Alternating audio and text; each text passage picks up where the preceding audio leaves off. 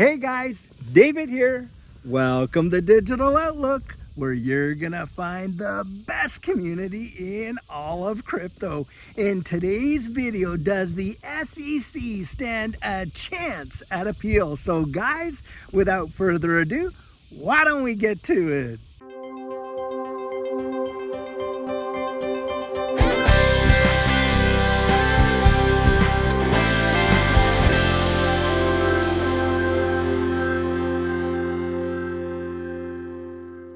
So guys, one thing that we know, ever since this case came out of the federal court with Judge Annalisa Torres determining that XRP is not a security in the secondary markets, of course, has been the whole appeal.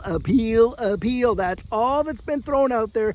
Every kind of FUD scenario against the wall. And in fact, you even had Mark Fagel, who used to be an SEC guy, he was coming out saying, oh, well, if the secondary market sales, because they're blind sales, are not securities with the digital assets, and how does that differ from a stock market? Well, of course, stocks are way different than these digital assets, aren't they? Because when you're investing in a stock, of course, you're actually getting a part of a company. You get the right to vote.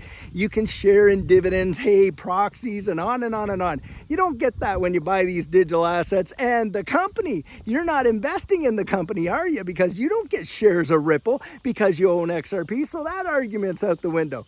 The other one, of course, that comes out always is XRP in the secondary market different than the institutional shells? Well, of course they are. And why is that?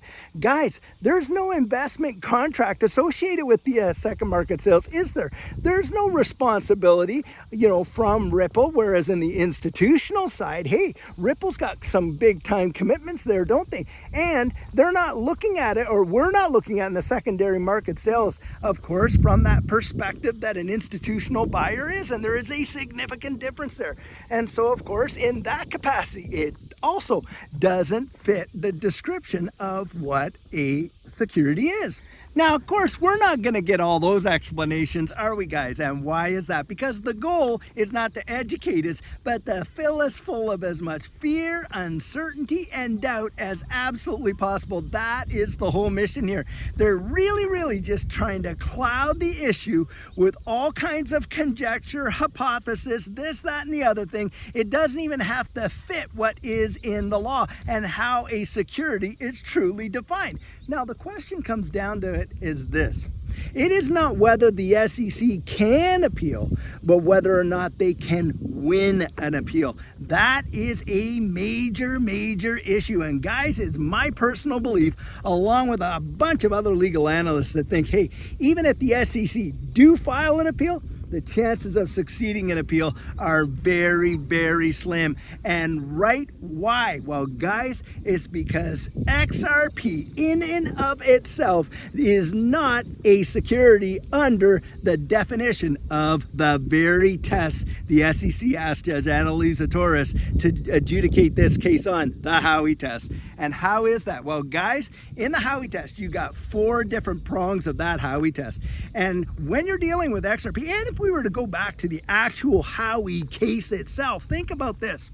If XRP could be classified standing on its own accord outside of an investment contract and not like a stock or anything like that, if XRP could be determined to be a security, then the oranges and the orange grows in the Howey test, standing alone on their own accord, should also have been securities, right? Because, hey, look, the whole Howey test was all due to the investment contracts related to those orange grows and those oranges. Now, if oranges alone could have been determined securities, then every grocery store in America should have been registering with the SEC so that they could sell those oranges. But guys, as we know, that is not what a security is. An asset standing alone in its own right cannot be a security when there is no ties to any third party going out there. There's no investment contract, and you're not depending on the efforts of others to see a profit. You're just throwing it out there and whatever the market would bear. And like with oranges, hey, the futures market, whatever the market bears, that's the price of those oranges usually. And that's the way it goes. Well, that is the same deal when you're dealing with XRP, but hey, They don't want to acknowledge that, do they? And why not? Because guys, it wouldn't fit their narrative. That's why not. They wouldn't be able to come out there and really kind of poo-poo it and everything like that. Now think about this. Everybody is talking about appeal with the SEC. Have they even filed one? No, they haven't. And I think that is probably, they are thinking long and hard before they do, because of why. Guys, I'll tell you, the SEC appeals this decision from Judge Annalisa Torres. They appeal it to the second court. First of all, they have to go to the very court that actually rendered the decision to allow them to actually do this in any kind of an expedited fashion, which I believe the court will refuse, number one. And I'm not the only one that believes that. You got John Deaton out there saying almost the same thing, and other legal experts. But beyond that, when they do appeal it, they're going to have to bring all the same evidence to bear. And guys, think of how long that's going to take. When they sued Ripple and the SEC dragged out this case delay after delay after delay, 2.5 years later, we got a decision rendered by the court. This case is not going to be something that, boom, happens overnight. You're talking about at least minimum 2 years before any kind of a decision would come out of the Second Circuit. And do you think by that time we may not see regulatory clarity in this space? I think we probably will. And in fact, guys, you might see some other folks other than Gary over there sitting at the helm, which could also change the whole trajectory of this case. So guys, I'm taking a pit stop here to show you a different viewpoint than I've ever shown before of this lake out here by where I live. Just take a look at it. It's not some just kind of little pond. It is absolutely, totally massive. Goes way, way, way back in there.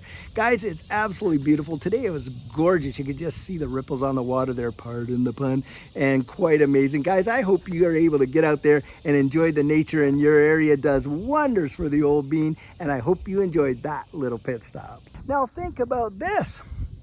If they did appeal it, and it goes all the way to a decision, and then the secondary court comes back and says, you know what, we're going to affirm this with Judge Annalisa Torres, or we're just going to kick it back and have her decide, again, to take a look at it a second time. Well, the second time she looks at it, she might even find even more valid reasons and use other prongs in the Howey test to show that XRP in the secondary market is not a security. And I do not believe the SEC wants to risk that. And if, let's say, they did win in the secondary market, what do you think Ripple would do?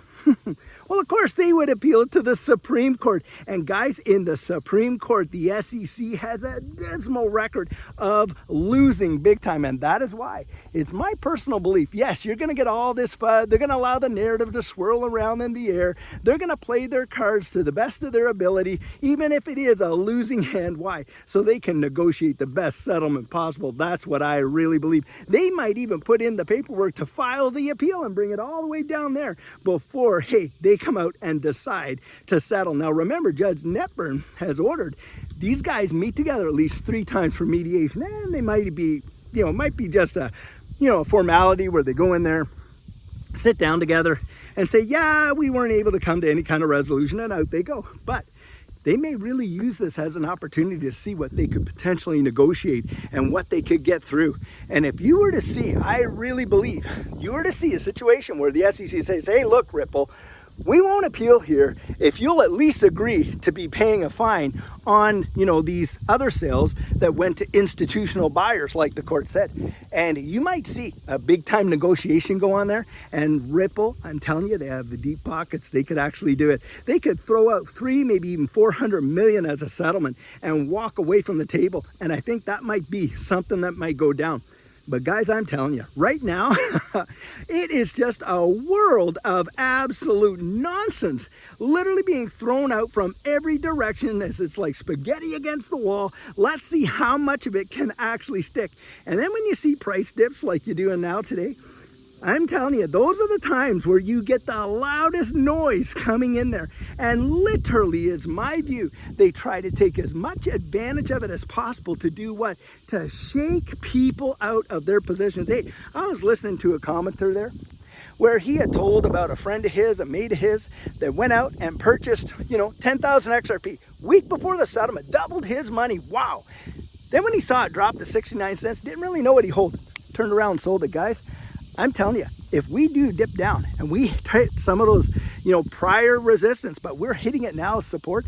The opportunity for that to bounce and bounce hard is going to be amazing. And I think you're going to see folks out there that are going to be absolutely kicking their own butts for really believing all the, the FUD and the hoopla and all this kind of that, and acting on fear. No good decisions are made based on fear, are they? That's why I'm always telling you, hey, don't take my word for it. Don't take someone else's word for it. You go out there and investigate this stuff yourself. Don't allow these guys to come out there, sell you a load of and try to get you to believe that somehow, some way, not only is this going to be overturned, but oh my goodness, they're going to come in there. They're literally going to confiscate your XRP. Remember when that whole FUD was going around? They were going to confiscate the XRP and on and on and on. And we saw all kinds of conjecture going on with that.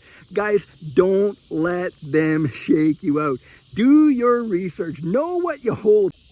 So guys, like I always say, one of the best decisions that Judy and I made was getting our plan in place before that last bull run absolutely took off. And what our coaching program offers, that is where you and I can meet personally, one-on-one, for 1 hour over Zoom. And during that time, I share with you our personal journey in that last bull run and what enabled Judy and I to experience some amazing financial success. I share with you the mistakes we made so that you don't have to fall into the same pitfalls we did. We take a look at your portfolio and make sure that it balanced towards your goals, and we work together to develop your exit strategy. We can even get your assets off an exchange and onto a hardware wallet, along with delivering to you some amazing techniques that are really going to help you in this space. Now, the cost of that is $250, and if that's something that interests you, you write me right there at coaching@thedigitaloutlook.com, and we'll get you all booked in.